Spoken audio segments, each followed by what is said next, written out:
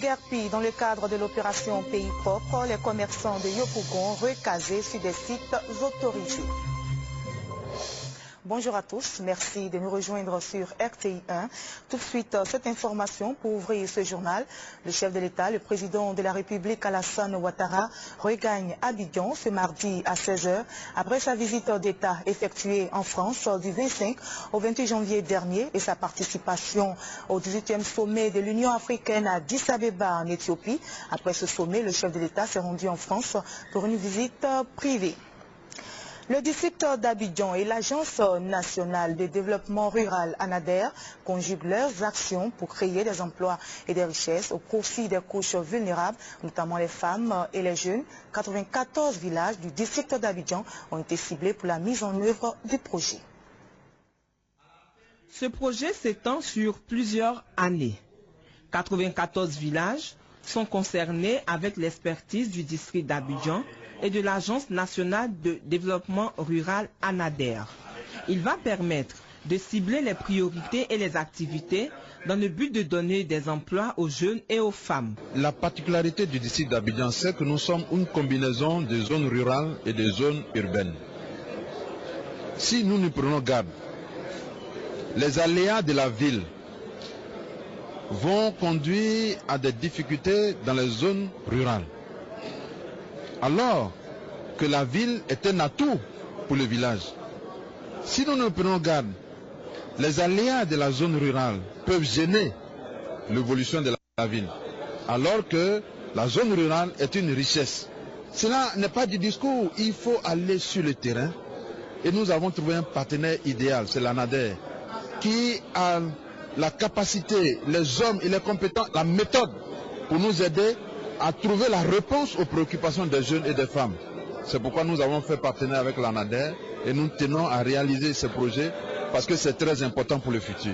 Ce projet sera réalisé en tenant compte des spécificités des villages du district d'Abidjan.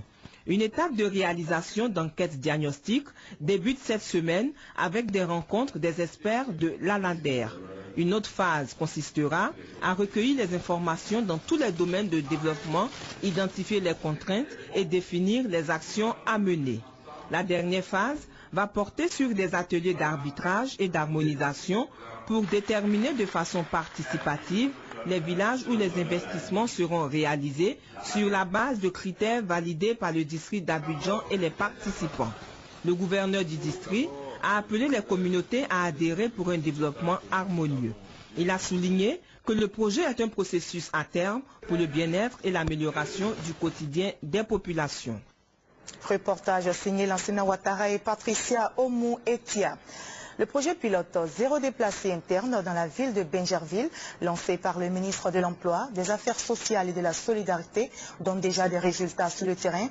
Grâce à ce projet, 108 réfugiés internes ont pu regagner leur domicile. Alexis Ouedraogo pour les détails. Ils sont 108 à avoir bénéficié à la faveur du lancement de l'opération Zéro déplacé interne dans la ville de Bingerville de clés de maison dont les premiers mois de caution ont été payés. Ces nouveaux domiciles permettront aux bénéficiaires d'amorcer une nouvelle vie et de retrouver leur dignité perdue, selon le ministre Mathieu Babo-Daré. Pour le ministre d'État, ministre des Affaires étrangères, parrain de cette initiative, le retour des personnes déplacées est une préoccupation majeure du gouvernement ivoirien qui compte y consacrer 107 milliards de francs CFA, ce dans le cadre du plan national de développement 2012-2015. Daniel Kablan-Duncan a lancé un appel à l'endroit de bailleurs de fonds et autres partenaires humanitaires pour venir en appui à l'action gouvernementale pour la prise en charge des personnes déplacées. Les bénéficiaires de la phase pilote de retour volontaire ont reçu, en plus des maisons, des carnets d'épargne, d'une microfinance de la place, des vivres et non-vivres. Plus de 6 000 personnes sont installées sur les sites d'accueil de Bingerville. Notons que l'opération de retour et de réinsertion socio-économique des déplacés internes de Bingerville se fait grâce à un partenariat tripartite entre le ministère des ex-combattants et des victimes de guerre, la Fondation africaine pour la paix et une microfinance de la place. Des guerpis dans le cadre de l'opération Pays propre initiée par le ministère de la Salubrité. Les commerçants de la commune de Yopougon, quartier Ouakoboué, ont été recasés. Ils pourront ainsi mener leurs activités sur des sites autorisés. Un projet de construction de magasins est lancé et les travaux sont bien avancés, nous dit Serge Coléa. Plusieurs commerçants de la commune de Yopougon installés sur les trottoirs, artères et sur le domaine public ont été touchés par l'opération Abidjan Ville Propre lancée par le ministre de la Salubrité urbaine, Anne Ouleto. Pour aider la municipalité à les recaser, des opérateurs économiques ont initié ce projet de construction de magasins mobiles sur des conteneurs maritimes. Nous avons transformé avec des sujets nationaux qui ont appris le métier depuis l'Angleterre en passant par le Ghana pour venir s'installer maintenant en Côte d'Ivoire et faire en sorte que les jeunes Ivoiriens apprennent à construire dans ce type de modèle de construction qui est révolutionnaire, modulaire, mobile et économique. Alors on est dedans ici, ça va un peu. C'est mieux qu'au dehors là-bas. Si on est dedans, les voitures ne peuvent pas passer pour venir nous faire accident et nous là. En visite sur le site, le premier magistrat de la commune de Yopougon, le docteur Yaoya Aubertin, a pu s'informer sur les installations techniques dans les magasins. Il invite l'ensemble des opérateurs économiques à faire preuve d'imagination pour soulager la souffrance des commerçants. Une trentaine de magasins dont les travaux sont achevés devraient bientôt être livrés aux commerçants déguerpis de Ouakouboui. À présent, les audiences du Premier ministre Guillaume Soro. Le chef du gouvernement a une séance de travail ce lundi avec l'ambassadeur des États-Unis en Côte d'Ivoire, son Excellence M. Philippe Carter III, et une mission d'évaluation des Nations Unies. Awa Touré nous fait le point. La mission d'évaluation de haut niveau de l'Organisation des Nations Unies était chez le Premier ministre Guillaume Soro ce lundi 6 février. Le chef de délégation de cette mission, Nanette Ahmed, est venu expliquer au chef du gouvernement le but de sa visite en Côte d'Ivoire. Nous sommes là pour mettre au point des éléments de recommandation pour le secrétaire général, à la suite d'une demande faite par le Conseil de sécurité dans le cadre de la résolution 2000, afin de faire des recommandations allant dans le sens de la structure et de la force de l'ONUCI, la situation sécuritaire qui prévaut actuellement, et le progrès réalisé dans la construction des capacités nationales. Avant la délégation des Nations Unies, le Premier ministre Guillaume Soro a échangé avec l'ambassadeur des États-Unis en Côte d'Ivoire, Philippe Carter III. Les deux hommes ont fait un large tour d'horizon après la visite de la secrétaire d'État américaine sur la mise en œuvre du programme de reconstruction. Après la visite du secrétaire d'État, nous avons beaucoup de choses à faire ensemble. C'était une sorte de réunion pour approfondir notre collaboration, parce que vous savez que nous avons fait beaucoup de choses avec le Premier ministre pour la question de coordination pour assurer que l'agenda américain et l'agenda ivoirien c'est le même agenda, particulièrement dans la question de la coordination parmi les bailleurs de fonds, la question de la réforme du secteur de sécurité, la question de politique et tout comme ça. C'était une conversation très très utile pour moi. J'ai apprécié beaucoup le conseil du Premier ministre. Qu'est-ce que nous pouvons préciser pour notre assistance ici, et était très utile. Un séminaire régional sur l'administration des impôts se tient depuis ce lundi à Abidjan. 10 pays de l'Afrique de l'Ouest participent à ce séminaire. Ils sont formés par le Fonds monétaire international, FMI, sur le recouvrement et la comptabilité des recettes fiscales. Jean-Jacques Kwame pour vous. Le séminaire recouvrement et comptabilité des recettes fiscales fait suite à celui de Niamey en 2006, où il a été convenu d'adopter le principe de la fusion des services d'assiette et des recettes fiscales au sein des administrations des 8 pays de l'UEMOA, Union économique et monétaire ouest-africaine, la Guinée et la Mauritanie, région couverte par le Centre technique d'assistance du FMI Afritac pour l'Afrique de l'Ouest. Ouvrant les travaux de ce séminaire, le représentant du ministre de l'économie et des finances a indiqué que la Côte d'Ivoire a déjà pris l'initiative d'accroître et de renforcer le nombre des services chargés du recouvrement des recettes et de la tenue de comptabilité.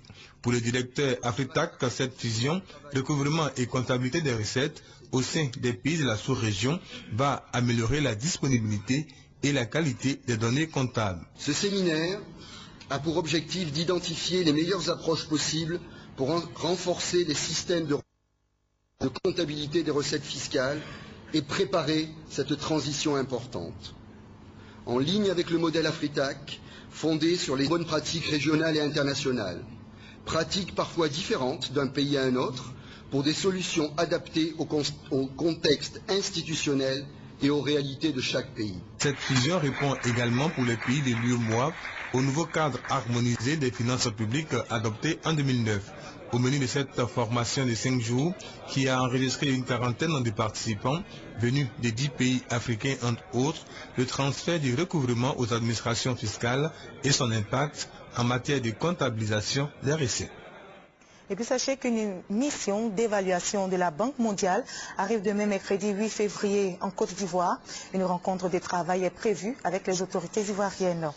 Direction à présent Yopougon pour parler de la campagne de sensibilisation initiée par le ministre de la Poste et des Technologies de l'Information et de la Communication. Le ministre Koné Bruno Nabagné engage la lutte contre les cybercriminalités. Il s'est rendu dans plusieurs cybercafés où opèrent les cybercriminels. Cette visite du ministre de la Poste et des Technologies de l'Information et de la Communication, Bruno Nabagné-Koné, était une visite inopinée dans des cybercafés à Yopougon. Il voulait ainsi s'imprégner des réalités du terrain et identifier les éventuelles difficultés dans la lutte contre la cybercriminalité. Il a échangé avec des clients et donné quelques conseils d'usage en vue de prévenir la cyberescroquerie, communément appelée broutage. Des jeunes informaticiens connaissant très bien le phénomène du piratage informatique ont été associés à cette visite. Bruno Nabagné-Koné a réitéré la détermination de l'État ivoirien à lutter contre la cybercriminalité à travers l'opération d'identification des abonnés au téléphone mobile et à l'Internet. Il a indiqué que le coût de cette opération sera supporté par les opérateurs. Le ministre a précisé que cette opération d'identification ne vise pas à porter atteinte à la vie privée. Il s'agit selon lui d'une question de sécurité nationale, mais aussi de prendre des dispositions pour que les changements prévus dans le milieu des télécommunications pour cette année puissent être amorcés sans difficulté. 2012 verra sans aucun doute un changement radical de palier en ce qui concerne l'usage des TIC en Côte d'Ivoire. Nous sommes sur un grand nombre de projets. L'heure n'est pas aujourd'hui à la présentation de ces projets, mais vous les verrez au fur et à mesure. Ce que je peux dire, c'est qu'à la fin de 2012, début 2013 au plus tard, vous verrez tous en Côte d'Ivoire que nous avons passé un cap et que le secteur des TIC se sera fortement développé sur un grand nombre de plans, à commencer par l'infrastructure, en passant par les services, en passant par l'équipement. Bruno Nabagné-Koné a par ailleurs souligné la nécessité pour l'État de Côte d'Ivoire d'utiliser l'éthique et de développer suffisamment les usages. À cet effet, l'intranet gouvernemental est devenu depuis peu une réalité. Compte rendu signé Lansana Ouattara et Charles Niaouré. La ville de Daoukro a abrité ce dimanche la célébration officielle de la 59e journée mondiale de la lèpre. La ministre de la Santé et de la lutte contre le sida a lancé un message de solidarité envers les populations pour soutenir les 859 personnes souffrant encore de cette maladie invalidante en Côte d'Ivoire. Sur place pour vous, Victor Ndiaoyoboy. La lèpre est une maladie contagieuse. Elle se transmet par des gouttelettes d'origine buccale et nasale, favorisée par une mauvaise hygiène de vie et la promiscuité. À ce jour, la Côte d'Ivoire compte 859 malades de la lèpre, ce qui montre que malgré les efforts consentis par les autorités et le personnel médical, beaucoup reste à faire pour l'éradication de la lèpre en Côte d'Ivoire. D'où l'exhortation du ministre de la Santé et de la lutte contre le sida à la vigilance et au dépistage actif.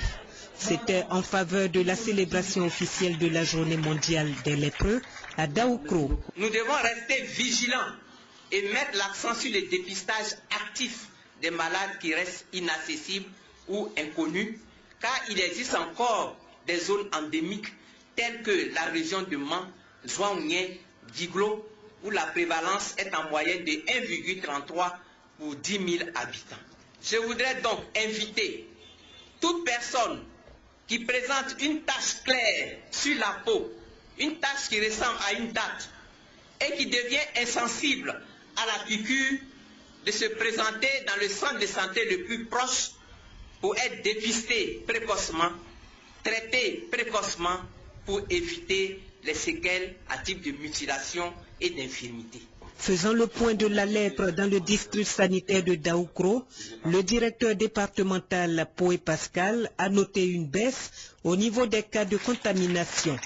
L'autre temps fort de cette journée mondiale des lépreux a été la remise de vivres et de non-vivres à 40 malades suivis à Daoukro. Du matériel médical d'une valeur de 12 millions de francs CFA a été offert au CHR de Daoukro ainsi qu'au centre de santé de Prépresso. À Yamoussoukro, Thérèse Tapeyo-Boué a suivi la célébration de la journée mondiale de la lèpre. Pour le point, sachez que sur 33 malades contrôlés à Yamoussoukro au cours de l'année 2011, 18 ont été guéris et 15 sont sous traitement. Dans le département de Yamoussoukro, l'histoire de la lutte contre la lèpre remonte à 1978 avec l'ouverture du secteur de la santé rurale de Yamoussoukro.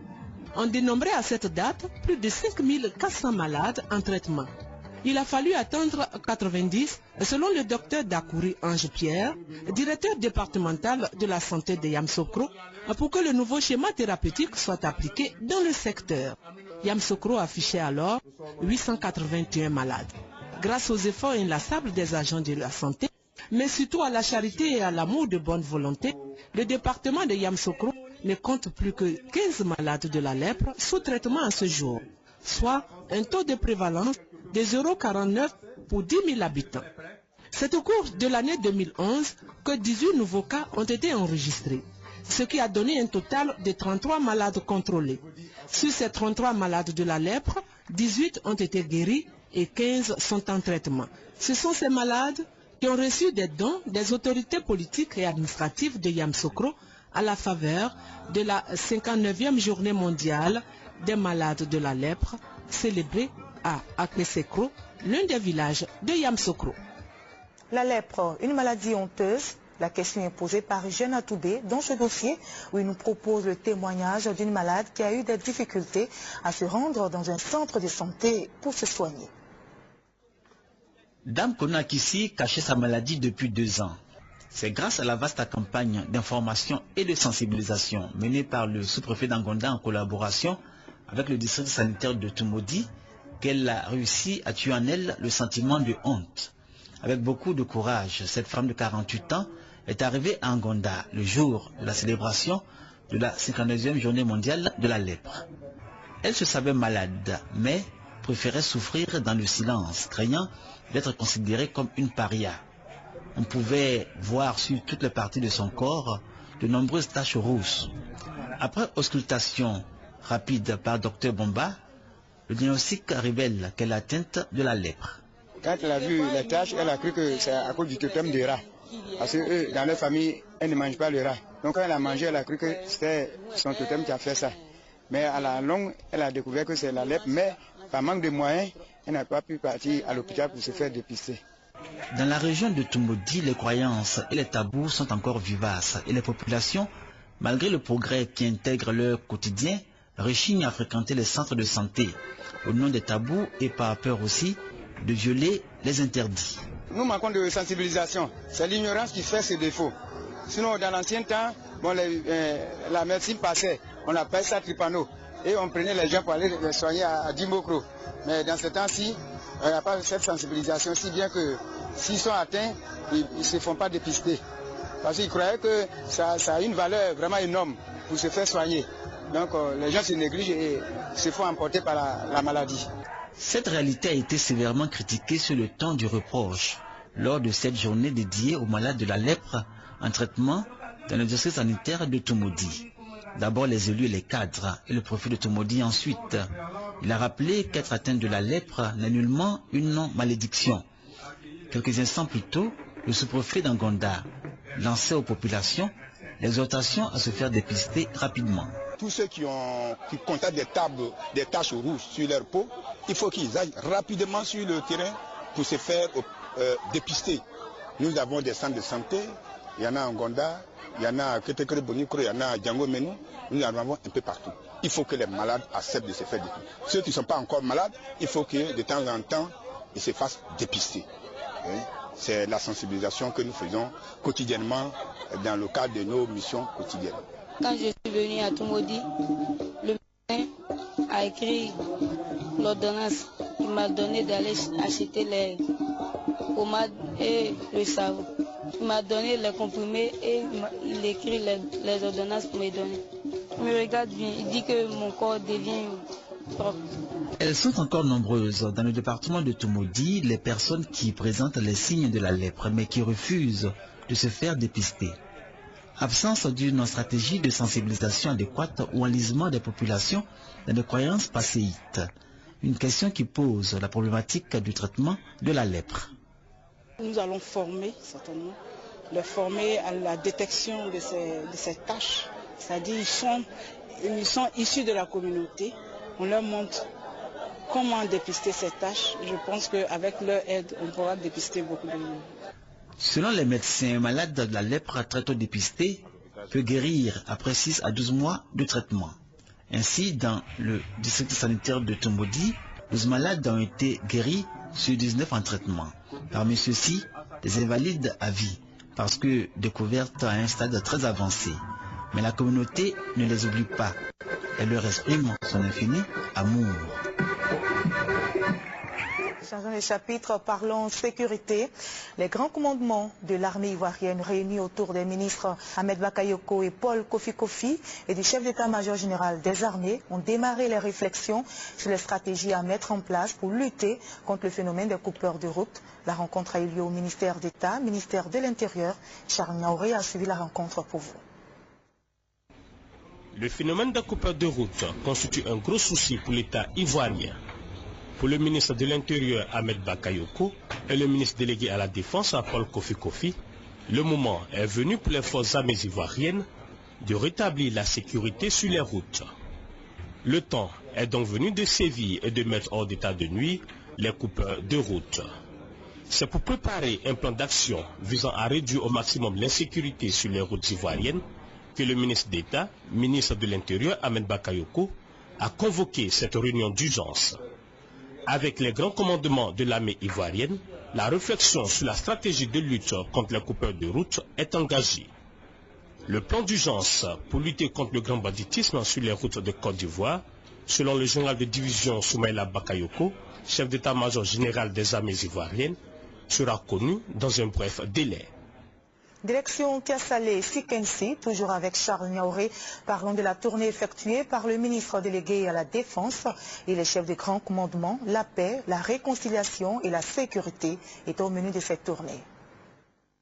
C'est le ministre Paul Kofi Kofi qui a donné les raisons de cette tournée qui l'a conduit de Sikensi à Tiasalé en passant par Doussi et qui fait suite à la découverte au mois de janvier dernier d'un camp d'entraînement de miliciens dans la forêt du village de Lopou, situé à une vingtaine de kilomètres de Dabou. À Tiasalé, les autorités politiques, administratives, les chefs de village et les communautés étrangères ont écouté avec beaucoup d'attention le ministre délégué à la Défense et les chefs de grand commandement qui les ont invités à sensibiliser tous ceux qui seraient tentés par une telle aventure hasardeuse. Message reçu 5/5 par les populations de Tiasalé et de Ndoussi, de même que celle de Sikensi, qui dit s'inscrire résolument dans le processus de paix et de réconciliation nationale. Dans leur ensemble, les populations ont mis l'accent sur la recrudescence du grand banditisme dans leurs zones respectives et souhaité le renforcement du dispositif sécuritaire. Nous avons décidé de déployer nos unités en nomadisation, c'est-à-dire il y aura des unités militaires qui seront sur la zone en train de s'exercer, s'entraîner sur même des formations, mais en même temps des unités qui vont appuyer la gendarmerie dans sa mission de sécurisation des personnes et des biens. Des unités qui vont appuyer et soutenir la police également dans l'exécution de leur mission. Nous avons été clairs, toutefois que ces forces seront débordées, mais les militaires qui sont présents sur la zone vont intervenir systématiquement, de sorte que on puisse garantir la paix, la sécurité totale à nos parents, à nos concitoyens, à nos populations, pour qu'elles puissent aller librement au champ. Au total, cette mission aura permis au ministre Paul Kofi Kofi et sa délégation de se faire une idée exacte de la situation sécuritaire dans les localités proches d'Abidjan, capitale économique de la Côte d'Ivoire. L'ambassadeur des États-Unis en Côte d'Ivoire, Philippe Carter III, en visite dans des plantations de cacao à Soubré. Le diplomate a encouragé les cacaoculteurs à s'engager dans la certification du cacao, à promouvoir l'environnement de la production cacaoyère. Eugène Atoubé. La visite à Soubré de l'ambassadeur des États-Unis en Côte d'Ivoire a été motivée par l'inauguration du Centre de développement de la cacaoculture CDC, lieu de formation aux techniques culturelles et de promotion de la qualité. Philippe Carter III a voulu démontrer l'importance que les États-Unis d'Amérique accordent à la cacaoculture, pilier de l'économie ivoirienne. Il a rappelé aux acteurs de la filière café-cacao tout l'intérêt pour eux.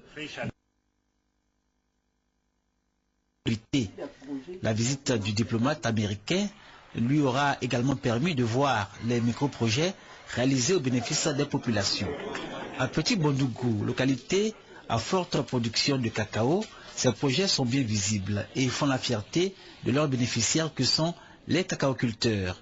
Ils portent l'empreinte du projet Vision pour le changement conduit par le chocolatier Mars Ikraf.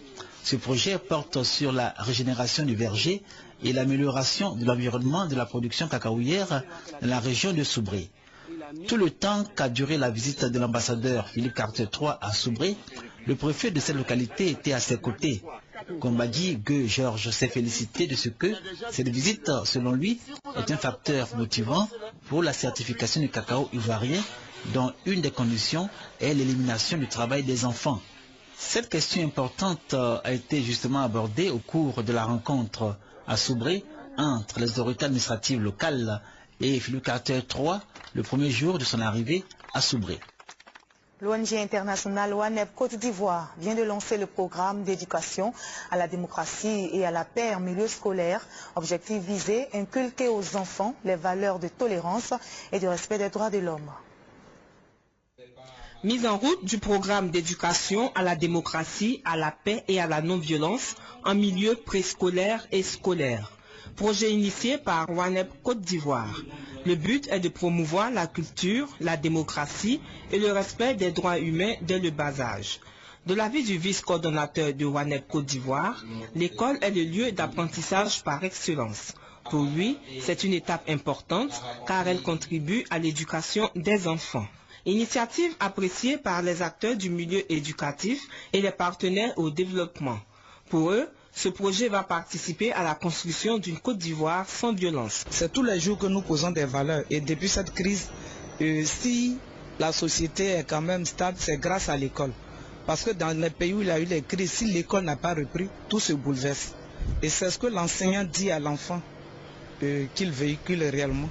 La phase pilote du projet va démarrer dans les prochains jours dans les communes d'Abobo, Adjamé et Yopougon. Environ 48 enseignants vont bénéficier d'une formation basée sur les principes de la démocratie et la gestion des conflits. Cette formation sera également enseignée aux différents acteurs de l'école ivoirienne. Le reportage de Doigt des Lasers était commenté par Patricia Omou-Etia. L'école primaire publique Saoudi, dans le département de Diabo, désormais dotée d'une cantine scolaire, ce dont est d'une ONG qui a décidé d'accompagner les élèves en milieu rural. Charles Niaoré nous fait le point.